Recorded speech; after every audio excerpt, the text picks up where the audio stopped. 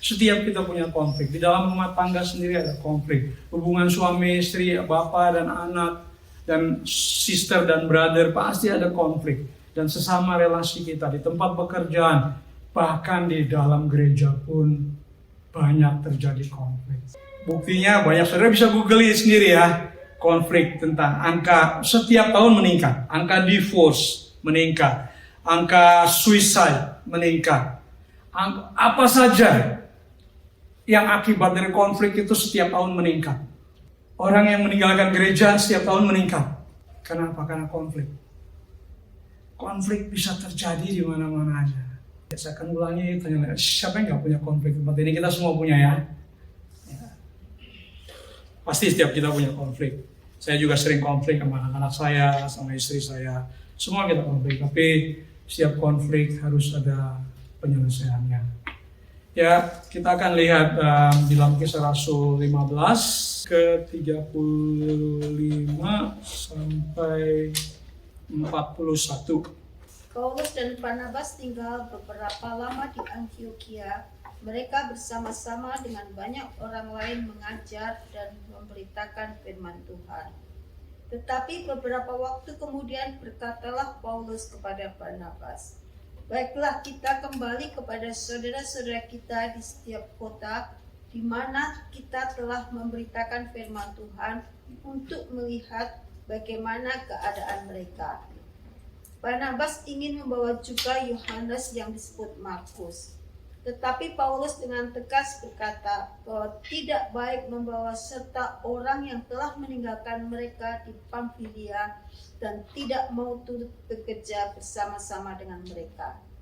Hal itu menimbulkan perselisihan yang tajam, sehingga mereka berpisah dan Barnabas membawa Markus juga sertanya berlayar ke Siprus. Tetapi Paulus memilih Silas dan sesudah diserahkan oleh saudara-saudara itu kepada kasih karunia Tuhan, berangkatlah ia mengelilingi Syria dan Kilikia sambil meneguhkan jemaat-jemaat di situ. Amin. Jadi konflik bukan hanya di kalangan kecil, tapi ini para imam, para rasul Barnabas dan Rasul Paulus. Jadi waktu zaman dulu aja, waktu zaman para rasul aja sering terjadi konflik ya. Kalau kita lihat ke belakang, lebih ke belakang lagi, Abraham, orang-orang yang Abraham dan orang-orang yang Lot konflik ya, karena rebutan sumber air untuk mereka punya flock, terjadi konflik. Ya, banyak sekali terjadi konflik ya. Ini yang baru saja kita baca ini, just the greatest rasul ya, Paulus yang menulis hampir seluruh Alkitab Perjanjian Baru ya. Bisa konflik. Saya waktu baca, ya, kita akan lihat dari Paulus dan Barnabas tinggal beberapa lama di Antiokhia. Mereka bersama-sama dengan banyak orang lain mengajar dan memberitakan firman Tuhan.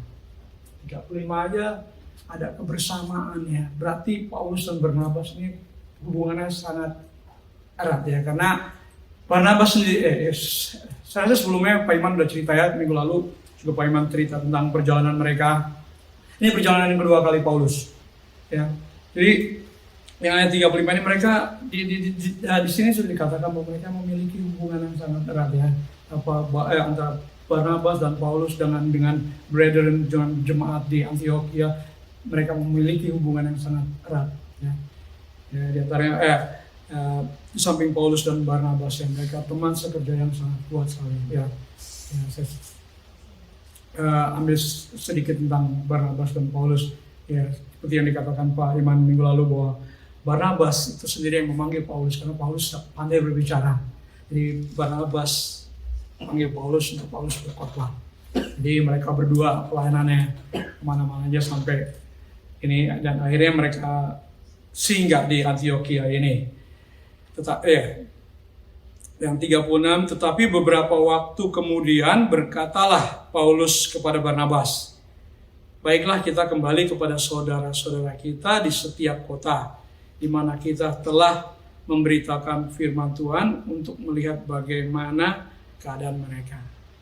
Jadi setelah mereka pelayanan mereka yang pertama itu mereka membuka pelayanan-pelayanan, mendirikan gereja-gereja, dan selanjutnya ada follow up mereka, ya. Jadi mereka merencanakan untuk kembali melihat kembali bagaimana perkembangan jemaat-jemaat yang mereka dirikan sebelumnya. Ya. Jadi kalau di sini dilihat sekali ya hubungan antara Paulus dan Barnabas begitu erat dan begitu intim ya, saling menopang satu sama lain. Ya.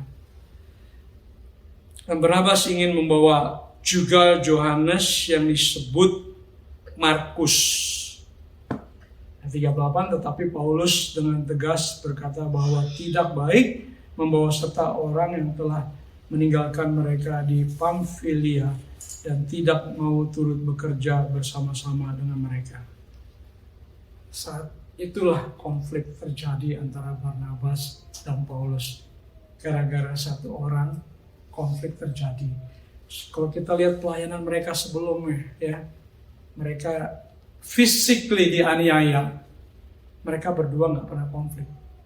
Tapi begitu disagreement orang yang mau dibawa, terjadi konflik.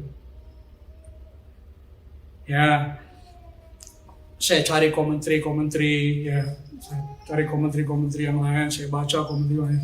Ya, ada cerita-cerita di Alkitab juga tentang bagaimana pekabaran Injil itu diberitakan begitu sulit sekali ya, karena banyak pekabaran Injil akan beritakan selalu rintangan-rintangan itu begitu besar ya.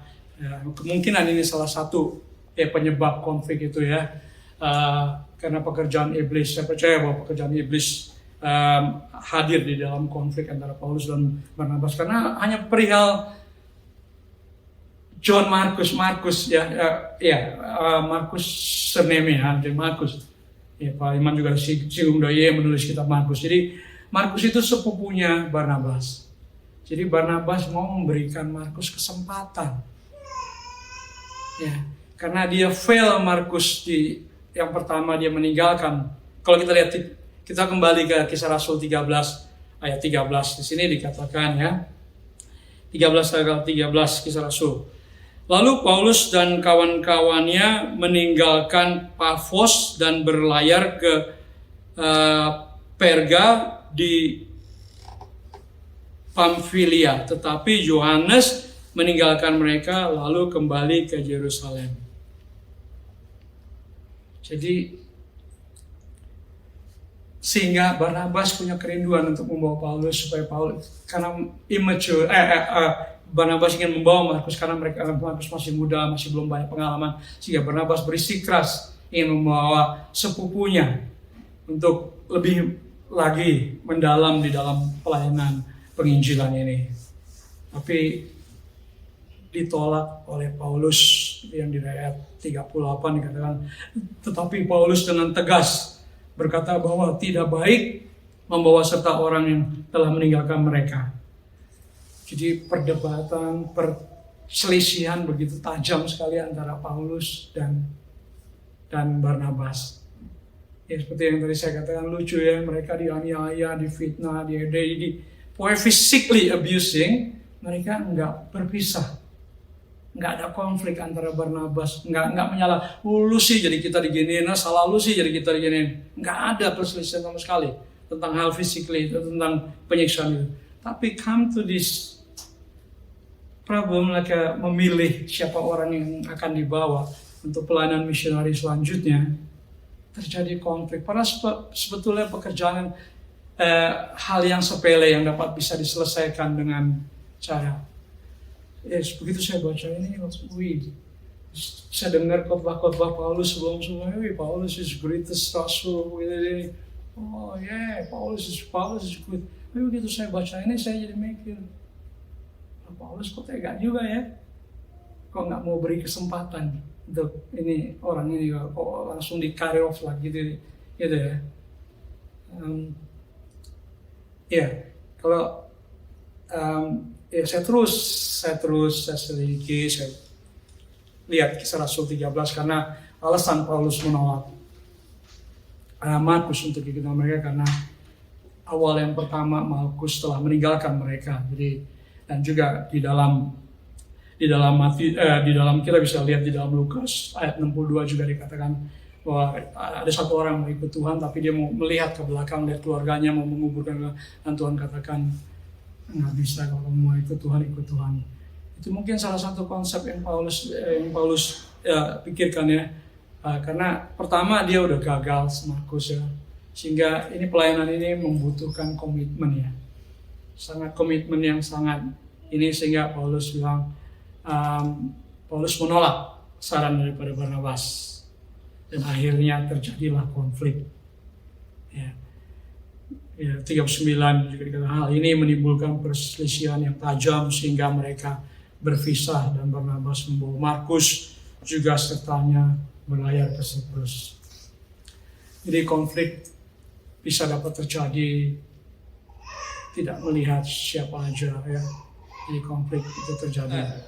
Mari kita lihat sebentar Markus. Kenapa Markus kok dia bisa sampai meninggalkan itu? Padahal dia diajak loh. Mereka diajak untuk pelayanan misioneri gitu. Tapi setengah jalan Markus meninggalkan mereka di Pamfilia. Ini Markus meninggalkan mereka. Ada komentari lain yang berkata bahwa Markus ini he's a Jewish, dia orang Jewish ya. Dia mau keselamatan hanya untuk orang Jewish terlebih dahulu. Sedangkan Paulus dipanggil untuk Gentile. Paulus dipanggil oleh Tuhan untuk melayani orang-orang yang tidak percaya. Pada Paulus sendiri juga dia bangga sekali dengan bahwa dia I'm a Jewish. Paulus kemana-mana dia bangga sekali dengan identitasnya dia Jewish. Tapi Markus, ada komentari yang berkata bahwa Markus ini maka dia meninggalkan pelayanan karena dia lebih cenderung kepada saya mau melayani orang Jewish terlebih dahulu, bukan Gentile, sehingga dia bersikeras untuk meninggal dari rombongan Paulus dan Barnabas. Itu dari sudut pandang dari komentari yang lain ya.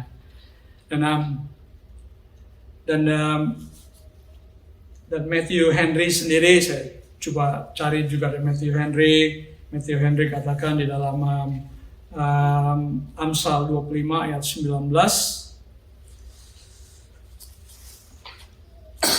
Ini menggambarkan tentang Markus ya.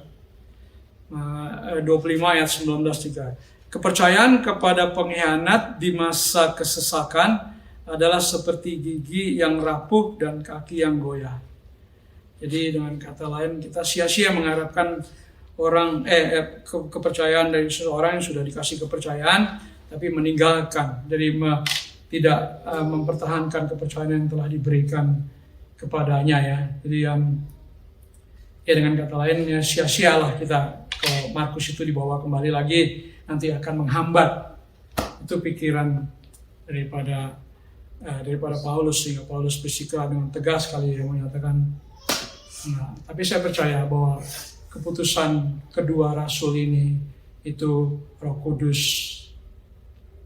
in charge ya.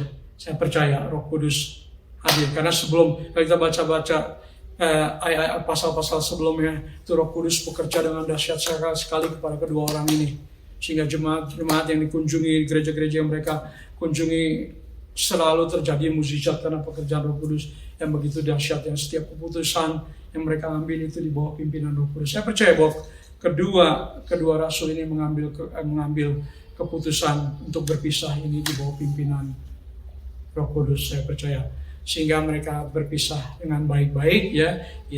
Di sini di 39 dikatakan Barnabas membawa Markus sertanya berlayar ke Siprus. Jadi Barnabas dan Markus kembali kepada kota asal mereka di Siprus dan Paulus membawa Silas. Ayat 40, tetapi Paulus memilih Silas dan sesudah diserahkan oleh saudara-saudara itu kepada kasih karunia Tuhan. Jadi Paulus dan Silas mereka ke Syria dan ke Sisilia, sampai ke Asia Minor, sampai ke Eropa segala. Coba kalau nggak terjadi perselisihan antara Paulus dan Barnabas, mungkin pekerjaan dua orang rasul itu nggak mungkin sampai ke Eropa dan Asia kecil ya. Karena dengan perpecahan itu, yang satu ke sana, yang satu ke sini. Saya teringat akan Abraham ya dan Lot juga. Abraham katakan pilih yang pilih. Itu cara penyelesaian yang bijaksana ya. Malah Abraham katakan kamu pilih deh. Kamu pilih yang baik-baik. Dan saya lihat juga di sini juga ya. Yang mereka berpisah ya. Dan yang 40, tapi Paulus memilih Silas dan sesudah diserahkan oleh saudara-saudara itu kepada kasih karunia Tuhan. Jadi Barnabas pergi berlayar ke Siprus dan Paulus dan Silas diberkati, didoakan oleh brethren, oleh jemaat di Antioquia, dilepaskan pelayanan mereka sehingga Paulus dan Salus ke Syria dan Sisilia dan kalau kita lihat selanjutnya Timotius juga di bawah ya. Dan saya percaya perpisahan antara mereka, perdebatan, perselisihan antara Paulus dan mereka saya percaya itu karena Alkitab nggak menuliskan kelanjutan hubungan mereka. Tapi saya percaya hubungan mereka baik-baik saja ya. Kita bisa dapat lihat ya di dalam 2 Timotius 4 ayat 11. ya tentang bagaimana Paulus katakan kepada Timotius, ini waktu Paulus di Roma dalam penjara, Paulus katakan kepada Timotius, jemput Markus karena Markus itu profitable, jadi pelayanannya sangat berguna buat Paulus. Jadi kan bisa dilihat kan ya, bahwa hubungan Paulus dan Markus sudah ada rekonsiliasi, ya. Jadi ada rekonsiliasi hubungan Paulus dan di dalam Filemon juga dikatakan Filemon 24 ya. Dan dari Markus, Aristarkus, Demas dan Lukas teman-teman sekerjaku. Di Paulus sendiri katakan Markus adalah teman sekerja Paulus. Jadi dilihat dari ayat sini bahwa mereka sudah ada rekonsiliasi ya. Jadi dengan pertikaian antara Barnabas dan Paulus, mereka menyelesaikannya pertikaian itu ya. Mereka sudah menyelesaikan itu. Dan yang terakhir berangkatlah ia mengelilingi Syria dan Kilkia sambil meneguhkan jemaat-jemaat di situ. Jadi Paulus kembali meneguhkan jemaat-jemaat yang pernah mereka layani sebelumnya. Jadi apa yang kita dapat ambil daripada kisah cerita pertikaian atau konflik daripada Rasul Paulus dan Rasul Barnabas ini ya, seperti konflik bisa terjadi ya. Coba bisa lihat ya, konflik biasa terjadi, bahkan seseorang Rasul ya, MB dengan adanya konflik dalam cerita ini tidak membuat Paulus berhenti melayani Tuhan. Setiap konflik harus ada penyelesaian, harus ada rekonsiliasi. Jadi konflik bisa terjadi, khususnya bagi pelayan-pelayan Tuhan ya, di mana aja konflik itu bisa terjadi ya. Tapi jangan konflik itu memberi kita atau membuat pandangan kita untuk give up dengan pelayanan Tuhan. Karena begini, pelayanan Tuhan tanpa kita ya, itu akan berjalan. Bukan berarti Tuhan nggak perlu kita, tapi pelayanan Tuhan tanpa kita terus akan berjalan. Contoh, Musa, waktunya habis. Ya, wah ini gimana nih bangsa Israel nantinya? Karena kita kan audiens, kan kita lihat di luar. Mereka belum tahu juga, Musa kok mati. Tapi Tuhan punya cara. Akhirnya Yosua. Ya, jadi pekerjaan Tuhan di gereja ini tanpa Pak Iman, tanpa kita semua pengurus ini nggak akan stop. Walaupun tanpa kita nggak akan stop. Saya percaya karena pekerjaan Tuhan sendiri yang bekerja. Ya, karena Tuhan memakai kita. Pekerjaan itu nggak akan bisa berhenti sampai hari akhir. Jadi tanpa semua para pelayan Tuhan, saya ingatkan ya, tanpa saudara dan saya, pekerjaan Tuhan akan terus berlangsung. Ya. Jadi pertikaian, perselisihan bisa terjadi ya, dan dapat terjadi. Tapi bagaimana cara kita mengatasi setiap pertikaian itu? Sebagai contoh tadi udah ada Paulus menyelesaikannya, dan juga Abraham dengan Lot diselesaikan juga. Banyak sekali pertikaian-pertikaian juga diselesaikan banyak sekali. Yang saya juga bingung kenapa banyak khususnya di gereja-gereja split jadi 2 gereja. Di Melbourne sendiri ya banyak sekali gereja yang split, ada jemaat dan sebagainya. Nggak apa-apa, tapi kalau ada konflik itu harus diselesaikan. Jadi pagi hari ini kita telah melihat bagaimana konflik itu terjadi dan bagaimana kita memandang konflik itu sendiri ya dari kacamata Alkitab ya. Jadi kalau kita memandang konflik itu dengan hikmat manusia, mungkin agak sulit ya. Mungkin wah, gue nggak salah kok, gue nggak pernah ngomong gitu kok, tapi gue yang dituduh. Dan gue nggak bikin salah apa-apa kok.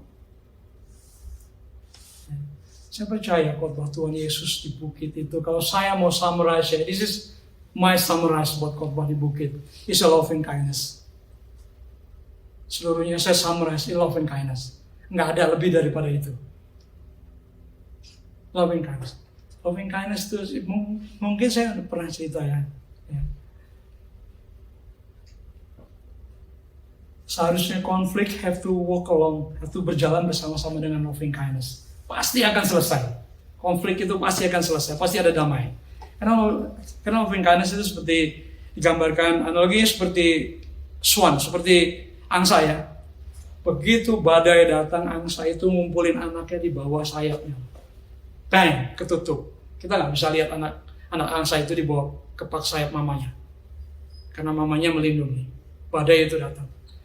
Sambil badai itu datang, bang, mamanya ngomong, nggak apa-apa deh, badai itu ngenain gua sakit, gua mungkin cedera, nggak apa-apa, yang penting anak-anak gua nggak apa-apa. Begitu juga pelayan Tuhan, gua disakiti walaupun gua nggak bikin apa-apa, gua diomongin gini-gini walaupun gua nggak bikin apa-apa, nggak apa-apa deh, yang penting lu bahagia. That's a loving kindness. Ya, apapun ya yang dituduhkan kepada kita, nggak apa-apa asal kamu baik. That's a loving kindness. Jadi konflik harus berjalan bersama-sama dengan loving kindness. Saya percaya pasti ada penyelesaian.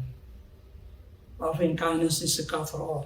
Karena love is cover all sin ya. Jadi kalau ada kasih di tengah-tengah pelayanan, konflik dapat terjadi, tapi kasih itu lebih besar. Kasih itu bisa membungkus segala masalah dan segala dosa. Ya, milikilah kasih Allah yang sempurna itu.